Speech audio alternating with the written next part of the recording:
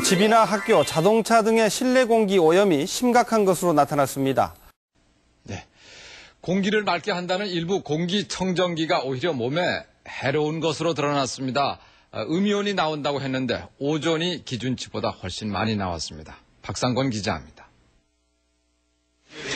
겨울철 실내에서 보내는 시간이 늘면서 공기청정기 수요도 증가하고 있습니다. 올해 시장 규모는 3천억 원대.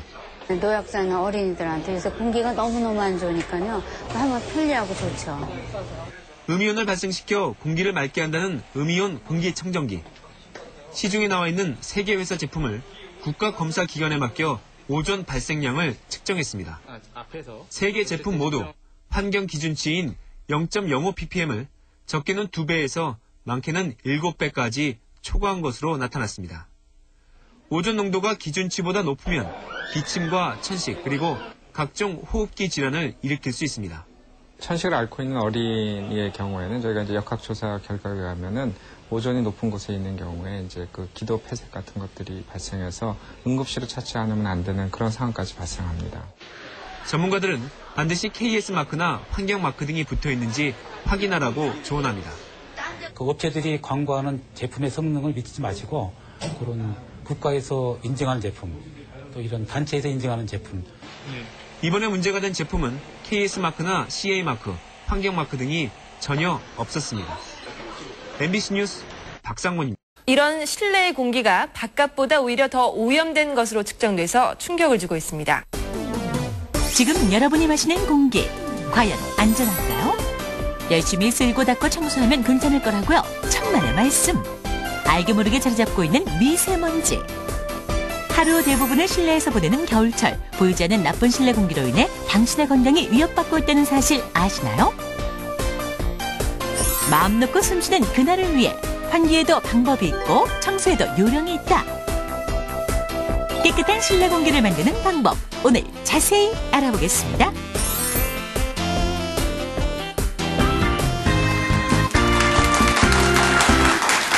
그만큼 이제 우리가 몸에 계속 드나드는 거니까 얼마나 우리 몸과 밀접하겠어요. 네. 그래서 그런 말도 있는데 정말로 이 대체로 물을 마시지 않고는 일주일을 버틸 수가 있대요. 하지만은 공기 없이는 10분도 살 수가 없다 이런 말이 있으니까 정말로 우리가 이제 가장 중요한 거지만은 안 보이기 때문에 소중한 걸 잘 놓치고 사는 것 같습니다. 네. 글쎄 그렇게 보니까 우리 주부들 사실 가족들을 위해서 음식 하나라도 굉장히 깐깐하게 따지는데 공기는 아직까지 깐깐하게 따져본 적이 별로 없죠. 네. 쌓인 것은 환기를 하지 않으면 우리들이 고스란히 뒤집어 쓰기 때문에 그 뭐 여러 가지 호흡기 질환이나 피부 질환 등 다양한 질환의 발생 위험이 높아지게 됩니다.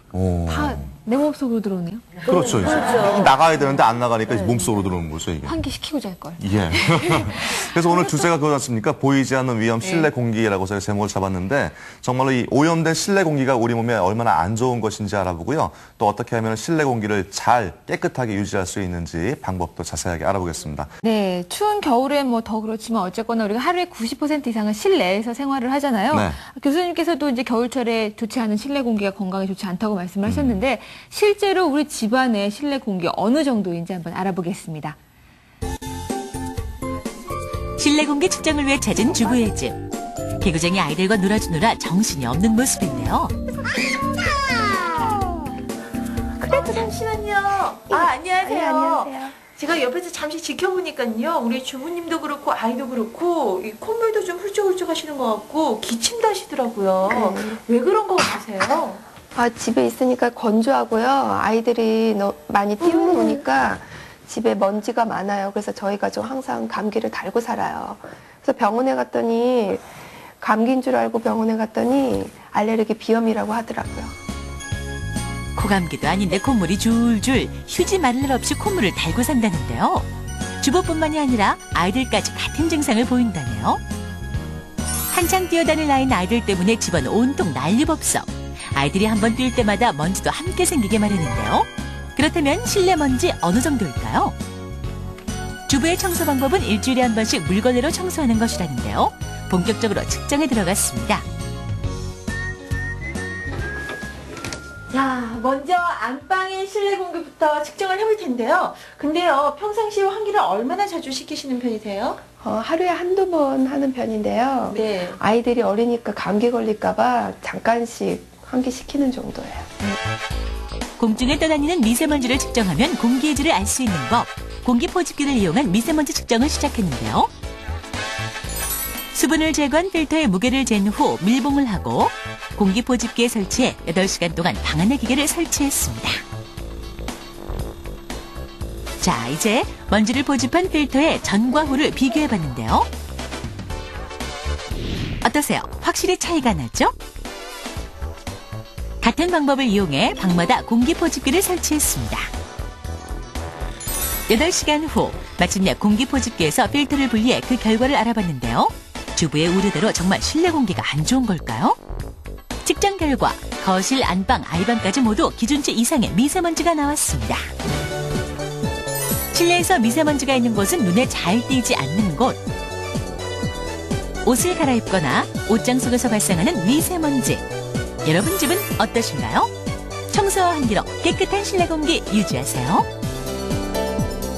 집에서는 겨울철 특히 문을 꼭꼭 닫고 있고 또 주부들 걸레질하고 진공청소기를 먼저 청소하고 하는데 집안에 있는 공기가 어디서 오염이 되는 거예요?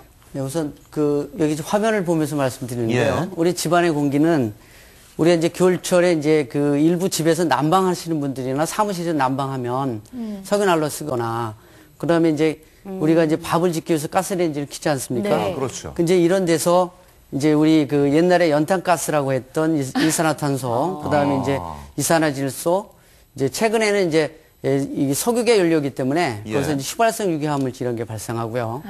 이제 최근에 이제 좀 관심이 된 게 건축자재, 이제 건물을 새로 짓게 되면 거기에 사용하는 벽지라든지 바닥재, 그다음에 이제 집안에 있는 가구 같은 데서 이제 유해화학 물질인 포르말데히드하고 휘발성 유기화 물질이 발생하는 걸로 되어 있고요. 네. 다음 화면을 보면 포르말데히드가. 예, 그렇습니다. 그리고 음식물 같은 것을 물론 담아두지만 음식물을 하거나 또는 조리를 하게 되면 냄새, 즉 악취 같은 게 발생하고요. 그 뒷베란다 문 살짝만 열어도 냄새가 확 그렇죠, 나죠. 예. 그리고 최근에 또 애완동물 기르시는 분들이 많이 있잖아요. 그래서 애완동물을 기르게 되면 이 동물들이 진먼지 진드기라든지 거기서 발생하는 미세한 털 같은 게 발생하는데 이런 게 저희 호흡기 속으로 이렇게 들어오게 되어 있습니다. 그리고 알레르기 막 있는 분들 예. 그래서 이제 이게 알러지나 천식을 일으키는 걸로 알려져 있고요.